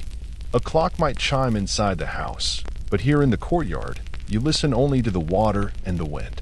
There is a tray beside you, brass, etched faintly with flowers. Upon it rests a small glass of tea. Steam curls upward. The aroma is sharp and sweet, black tea, brewed strong, softened with sugar. You lift it slowly. The glass warms your fingers. The taste is familiar, gentle. Elsewhere in the courtyard, a woman waters the garden with a clay jug. She moves carefully, pouring the water in arcs that catch the light. The plants receive her touch with gratitude. Their leaves tremble but do not resist. She says nothing, but hums, just under her breath. A tune from childhood, or from no time at all. On a nearby sill, a cat sleeps in a patch of sun. Its breathing is visible, slow and steady. It stretches one paw, flicks its tail, then drifts again into stillness. This is the rhythm of the courtyard. A child appears for a moment, barefoot, chasing a ball of string. It bounces once, rolls near the fountain. He pauses to look at the water, then turns and vanishes into the shade again. No one calls after him. No need. The courtyard will hold him. In the days of empire, some courtyards were vast, filled with marble columns and tiled pools. Others, like this one, were simple, a tree, a bench, a quiet square of sky. But always, the purpose was the same: refuge. Not escape, not isolation, but refuge, a space between the world and the self. Many homes were built around this kind of space. Courtyards offered privacy without enclosure, light without exposure, nature without travel. Here, one could hear the wind and see the stars without leaving the home. Here, one could be outside and inside all at once. In the evening, lamps are brought out, small ones, set low. Their light flickers gently along the walls, casting soft shadows behind the vines. The sound of the fountain becomes more distinct in the dark. It is the only voice that remains. Perhaps a family gathers now, sitting cross-legged near the garden's edge. A tray of fruit is passed, figs, pears, perhaps slices of melon chilled in a clay jar. Someone recites a poem, not loudly, not for applause, just because the moment invites it. The stars begin to appear overhead. Slowly, quietly, they take their places in the sky. You lie back now, on a cushion set on the stone floor, your eyes turned upward. The breeze carries the scent of mint and damp stone. Somewhere, a lute is played, softly, one note at a time, as if the strings are reluctant to speak. There is no story to this moment, only presence. Even in the grandest cities, Istanbul, Bursa, Damascus, Every home, if it could, had a courtyard. It was the anchor, the place where meals were taken, prayers whispered, letters written, plants watered. A place where seasons were felt not in calendars, but in the shift of light, the change of scent, the bloom of blossoms, the fall of leaves. A courtyard like this saw everything and said nothing. It watched children grow, lovers quarrel, widows weep, old men nod into sleep. It received each moment without judgment. Only the fountain remembers. Now the garden sleeps. The tea glass is empty. The lantern glows softly on the bench. The roses have closed their petals. The lemon tree sways. You rise slowly. The stone is cool beneath your feet. Your breath is even. You take one last look at the sky, still open, still infinite, then pass through the archway, back into the shadowed hallway. The courtyard remains behind you, not as a place left, but as a space that stays within you. Sleep now, if you wish. Let the sound of water guide you inward. Let the hush of vines and lanterns settle gently over your thought. It is morning, but the house is still. The courtyard you left behind now holds only the soft murmur of the fountain and the rustle of jasmine leaves. A door creaks softly open, and you step into another space, tucked away, behind shaded windows and thick-walled rooms. The air is still, and filled with the faint scent of lavender and cedar. A hush lives here. It is not the silence of emptiness, but of focus. A gentle quiet woven from generations of care, of waiting, of listening. A quiet that breathes through cloth. The room is lined with cushions. Its windows are small and screened with wooden lattice, allowing light to filter in like lace. On the walls hang shelves with small wooden boxes, tins of thread, folded linens. A low table sits at the center, with embroidery hoops, thimbles, and bundles of cloth arranged in tidy piles. A woman sits cross-legged at the table. Her eyes are calm. Her fingers move without pause. The needle glints faintly in the light. Each stitch is small, impossibly small, but precise. A row of tulip petals emerges, their red just beginning to bloom along the hem of a white linen scarf. She pauses to examine the thread, snips it with tiny silver scissors, knots the end, and begins another. There is no rush here. The women's arts in the Ottoman world, embroidery, weaving, lace work, sewing, were more than decoration. They were language. Silent, deliberate, and deeply expressive. Each stitch was a syllable, each pattern a sentence. What could not be said aloud was written in cloth. Around her, others work. A young girl begins her first sampler, a simple border of stars. An older woman darns a worn sleeve with quiet dignity. A neighbor has brought lace edging to finish a dowry pillow. No one hurries. The air moves gently with the rhythm of their work. This is the harem, not in the sense of opulent fantasy, but of privacy, of the inner world, the world of women, of mothers, daughters, widows, sisters, a place away from the market, the court, the mosque, not lesser, just inward. In Ottoman homes, the women's quarters were spaces of immense, quiet power. Here, alliances were made and preserved. Here, children were raised, songs were sung, medicines were prepared, and gifts were crafted. The outer world spun fast, but within these rooms, time was stitched into calm. You sit beside them, and someone hands you a scrap of cloth and a threaded needle. The color is soft blue. You press the point to the fabric and begin, tentatively. Your first stitch is crooked. The second, better. There is no judgment, only presence. Someone hums. The tune is old, a lullaby passed through countless cradles. A sound to keep the hand steady. On the shelves above, finished works lie folded, scarves, veils, handkerchiefs, bed linens. Each bears a mark, a flower, a border, a bird. Each made for a purpose, a wedding, a birth, a mourning. The cloth remembers. One item is brought down, a bindali, the traditional embroidered wedding dress. Deep crimson velvet, heavy with gold thread. Tulips, pomegranates, and leaves cascade down the sleeves in gleaming arcs. It weighs more than it looks. Each stitch took hours, days, weeks, yet it is not meant for daily wear. Only for that one night, that one crossing from girlhood to womanhood. And then, perhaps, once more, passed to a daughter. Another woman shows you her oya, delicate lace, knotted so finely it seems like breath caught in thread. These trims line scarves, frame pillowcases, edge sleeves. The patterns speak in code. A row of roses might mean joy. A chain of ivy, waiting. A jagged line, frustration. A language of patience. The work is not only beautiful, it is enduring. Some pieces are 50 years old, kept wrapped in soft cloth, smelling faintly of rose and thyme. They are not for showing, only for knowing. And in this space, knowledge is deep. These women know how to cool a fever with time, how to mend a shoe with silk thread, how to spin wool into yarn with just a spindle and a pebble, how to cradle grief without sound. Their power is not in law or coin, but in continuity. You watch a girl thread a fine needle with gold filament. Her mother guides her hand. The girl misses, tries again. She frowns. Her mother gently presses her wrist, not to scold, but to steady. They try again. The thread passes through. The girl smiles. This is how it is passed on, not by decree, by repetition, by stillness, by care. Tea is served, steeped strong, poured gently. Small glasses clink softly on the tray.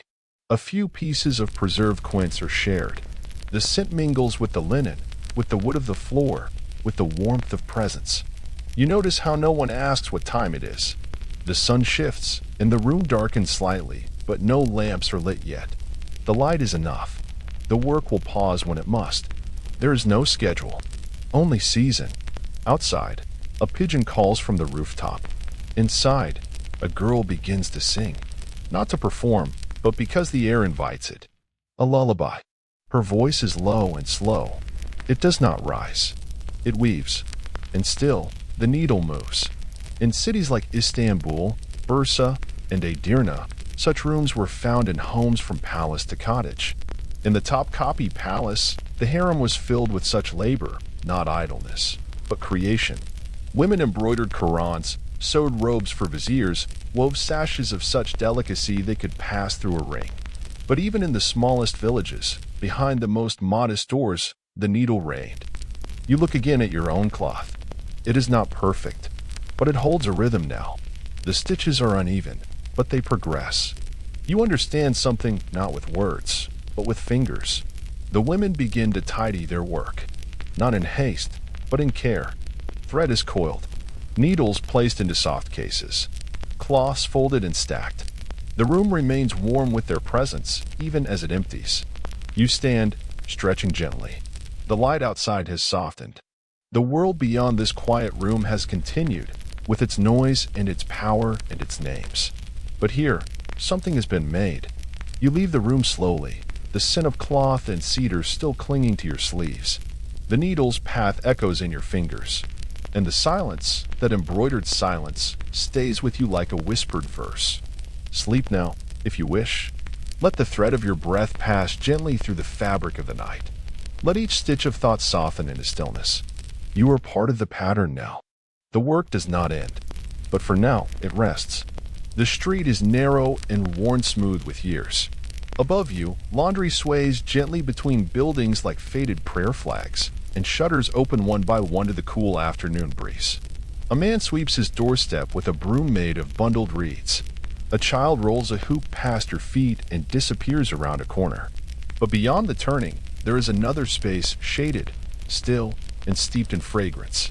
The coffee house. It doesn't announce itself. No sign, no shouting, no grandeur. Just a wooden entrance, a low archway, and the faintest curl of smoke rising into the warm air. You step inside. The room is dim but welcoming.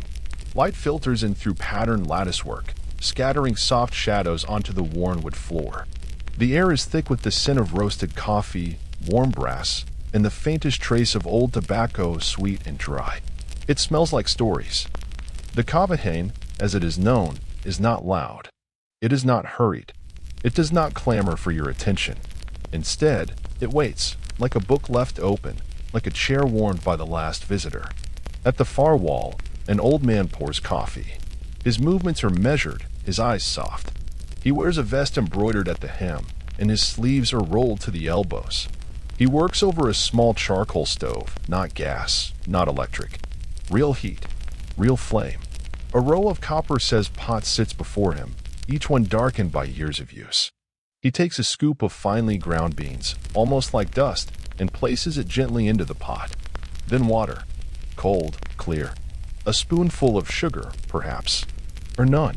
The coffee brews slowly, not boiled, not rushed.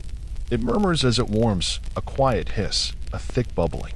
When the foam rises, he removes it from the flame with practiced grace. He pours it carefully into a small porcelain cup without handles. No cream. No rush. It is not about caffeine. It is about time. You sit. The benches are low and worn smooth by generations of conversation. The cushions bear faded patterns, once crimson, now sun-softened. A table inlaid with mother-of-pearl gleams faintly in the light. You rest your cup gently on its surface. The steam rises slowly. Around you, men speak in low tones. Not to be heard, but to be understood. One reads aloud from a book poetry, likely. His voice lilts like a breeze. Another shuffles playing cards, not to gamble, but to pass the hours with familiar gestures. A backgammon board rests on another table, pieces mid-game, forgotten for now. Someone strikes a long-necked lute, a saz, and lets the note hang in the air like incense. Not a song, but a sigh. This is the music between moments. The Ottoman coffee house was never merely a place for drink. It was a sanctuary of thought, a place where scholars sat beside fishermen, where poets listened to shopkeepers, where the barber might argue quietly with the baker over a line of verse. No one raised their voice. That was not the way. You take a sip. The flavor is dark, earthy, almost smoky. The grounds settle at the bottom. The foam leaves a trace on the rim. You feel no need to speak. In the corner, a storyteller prepares to begin. Not a bard with grand tales, but a quiet reciter, someone who remembers. He carries a scroll, but reads more from memory than ink. His voice is slow, his words careful. He tells of a wandering dervish who lost his way, only to find the divine in a bowl of lentils. The story is not long. It unfolds like cloth, gently, without sharp corners. When he ends, no one claps. They simply breathe, and the lute sighs again. Time thickens in this place. The candle beside you has burned lower. The sugar bowl is empty now, save for a few scattered crystals. You notice how everyone sips, sets their cup down, then waits. As if conversation were a tide, not a current. In Istanbul, these coffee houses once lined every district, from the bazaars of Eminönü to the quieter alleys of Üsküdar. Some were grand, with tiled domes and fountains. Others, humble, just a room, a stove, and some cups. Yet each held the same essence, stillness within the motion of the city. Here, gossip was rare and shouting frowned upon. Even laughter came in waves, low and shared. One cup was never rushed, and a second cup always arrived without asking. You think of the workers who might come here at dusk, their hands stained with dye or dust. You think of the schoolteacher who stops by after the final bell, bringing with him the scent of chalk, of the student who recites verses under his breath, of the traveler who sits with eyes half closed, not from sleep, but from memory. In this place, words are slow. Even the silences speak. The coffee master approaches again. He does not ask if you want more. He simply places a new cup beside you, hot and full. A quiet gift. You bow your head in thanks. Outside, the shadows are lengthening. The air has turned cooler. But inside, the stove still glows. The spoon still stirs. The music still breathes. You hear someone whisper a proverb. A single cup of coffee is remembered for 40 years. It is not about the drink. It is about the moment shared. And this moment, this slow sip, this breath between stories, will remain long after the cup is empty. You sit for a while longer, listening to the scrape of a backgammon piece, the rattle of a dice, the murmur of an unfinished sentence. You let your thoughts drift like steam. Nothing must be done. Nothing must be decided. You rise slowly. The cup is empty now, but its warmth lingers in your hands. You step out into the quiet street. The door closes gently behind you. The scent of coffee stays in your collar, and the hush of conversation, like an invisible cloak, settles softly around your shoulders. Sleep now, if you wish. Let the cup rest beside you. Let the steam of thought curl into the still night. You are no longer alone. The conversation continues, gently, even in dreams. Not empty, but quiet, the kind of hush that settles when all the world is walking in the same rhythm. Hooves strike softly against packed earth. Wooden wheels creak. Leather straps shift with slow, familiar sounds. No one speaks loudly. The dust speaks for them. You are among a caravan now. It is not hurried. The camels move in gentle steps, heads bobbing with an ancient grace. Their burdens are carefully tied, sacks of wool, crates of spices, bolts of dyed cloth. Their shadows stretch across the road like long, soft fingers as the sun begins to descend. Around you are others, travelers, merchants, pilgrims, scholars, wandering musicians. Some walk quietly, lost in thought. Others ride donkeys or horses, their packs swaying with each gentle stride.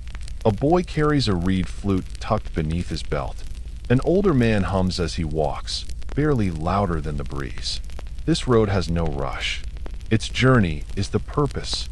It stretches across the empire, from the olive groves of Anatolia to the cedar forests of Lebanon, from the edge of the Black Sea down to the deserts of Arabia. The empire was not a land of one city, but of many, and the road, always, tied them together like thread through a long embroidery. As the sun lowers, the caravan slows. Up ahead, built of stone and timber, stands a han, a roadside inn, a caravanserai. Its walls are thick, its gate wide.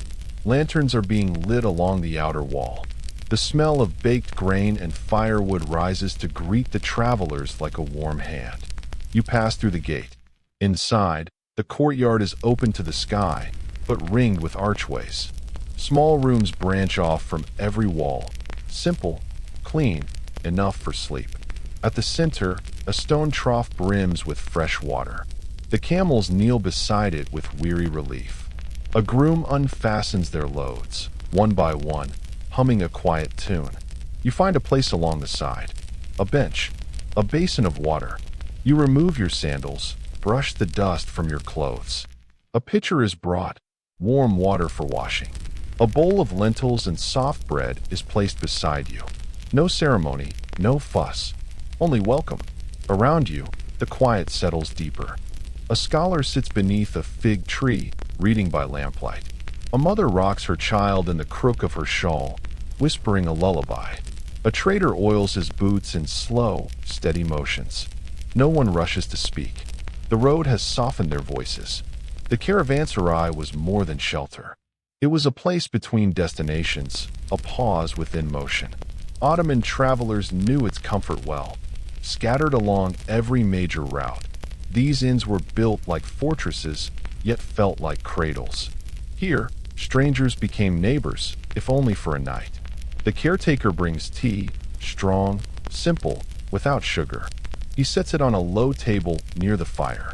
Around it, a few travelers gather. A pot of lentil stew simmers beside the flames, its scent earthy and kind. Someone passes a piece of dried figure. Someone else offers a story. Not a grand tale, just a memory. The time a storm swept in near Kayseri, and everyone huddled inside the stables, sharing songs. The day a man walked barefoot from Isfahan because he lost his donkey, but never once lost his temper. A memory of a fountain outside Damascus that sang like a flute. The stories do not ask for attention. They only ask for space. And here, space is given. A boy plays the reed flute, softly.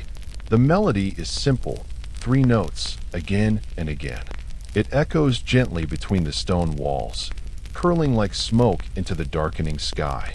You lie back on a rolled blanket, the hard ground beneath you oddly comforting. Above, the stars appear. First one, then a scatter, then a skyful. No two are alike, but together they hum. In this moment, the road no longer feels long. It feels eternal. The caretaker passes again, placing oil in the lanterns. The flames flicker. The shadows dance. You feel your eyes begin to close, not from weariness, but from calm. In Ottoman times, a traveler might cross the empire in weeks or months, but they did not race. The journey was not to be conquered.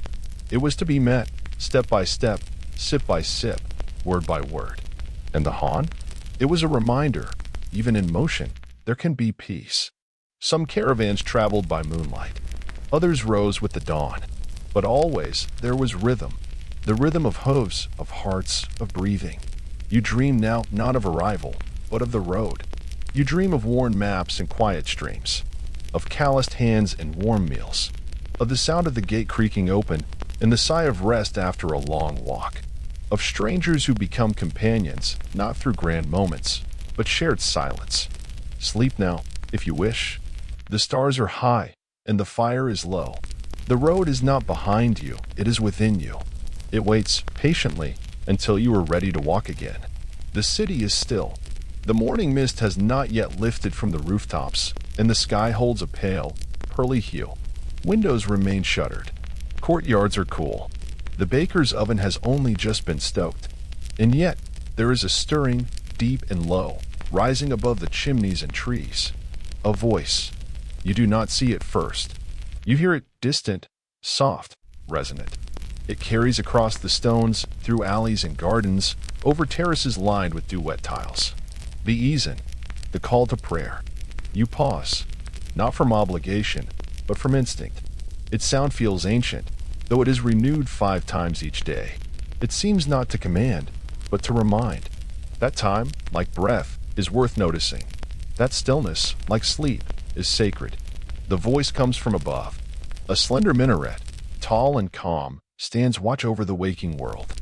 From its balcony, a muezzin calls, not with urgency, but with melody. He has stood here many mornings. His voice is practiced, but never tired. Each word rolls like mist across the hills. Come to prayer, come to success. Prayer is better than sleep. He does not shout. He offers. The sound drapes over the city like silk, reaching the fisherman by the dock, the shepherd near the orchard, the washerwoman folding linens in a courtyard.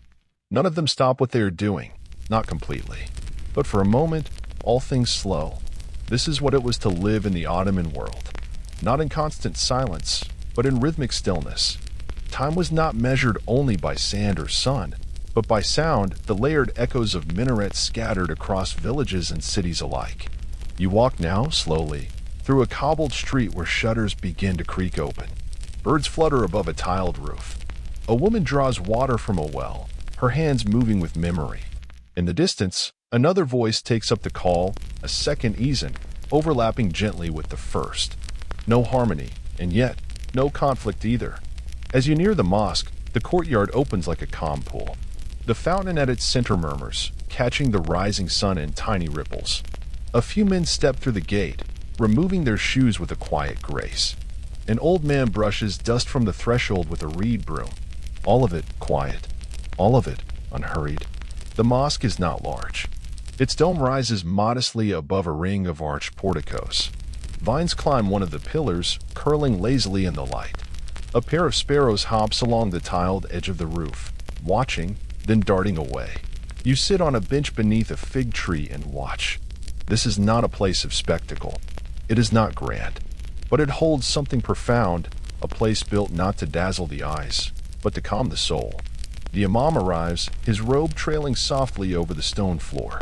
He greets the others with a nod, a hand over his heart. No words yet. The moment asks for quiet. Inside, the prayer begins. Not loud, not showy.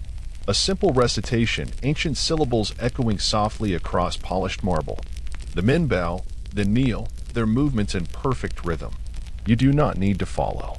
You only listen. Their whispers rise like wind in tall grass. The sajda, the prostration, holds a special stillness. Foreheads to earth. The most silent of gestures. It does not ask. It surrenders. This moment is repeated, every day, every city, every generation. Not because it is required, but because it nourishes something within. Like tea, like rest, like sleep. You walk again, past the small library attached to the mosque. Its windows are low.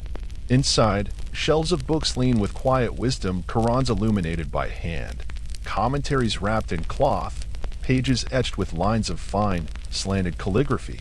The scribe who copied them worked by lamplight, his pen dipped in walnut ink, his hand steady. He did not rush. The words themselves seemed to guide him. A boy steps out from the mosque, holding his father's hand. He is sleepy still, his eyes squinting against the light. They do not speak. They walk together down the path, past olive trees and a wall of old stone. In villages across the Ottoman world, from the green hills of Bosnia to the dry plains of Syria, the rhythm of the day was shaped not by bells, but by breath. The eason marked each passing hour not as a deadline, but as a pause. A thread tying sky to stone, voice to ear, art to silence. You pass now a quiet workshop where a calligrapher sits bent over parchment. He is writing a verse of prayer, not as text, but as art. Each curve is precise, flowing like water. Around the script, he sketches a border of tulips. Not one is the same, and yet they belong together. The ink dries slowly. He dips his brush into his small ceramic dish, its glaze chipped by time. His hand does not tremble. Behind him, the window is open, and you hear, just faintly, the noon eason. This one from a neighboring minaret, further away. The sound reaches like a rope, gentle and sure. You find a small garden behind the mosque. Here, the tombstones stand with soft dignity. Some are tall, with curved turbans carved at the top, a sign of scholars. Others bear flower motifs, marking the resting place of women. A few or so whether their names are no longer clear, but still, they remain. Even here, the prayer call lingers. Not loud, but known. You sit again, this time in the shadow of a cypress. The sun is higher now. A butterfly flutters near the stones. A cat curls at the edge of the path. Everything, for this moment, is as it should be.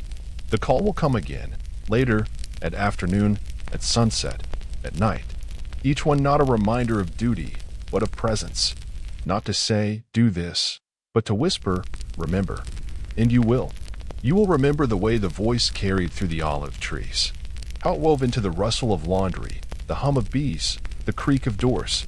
How it echoed in the pauses between work and rest. How it touched the soul without ever raising its tone. Sleep now, if you wish. The voice has called. The day is turned. You are held within a rhythm older than memory. The sound may fade, but the stillness remains. Thank you for walking with us through this gentle world of wares and whispers.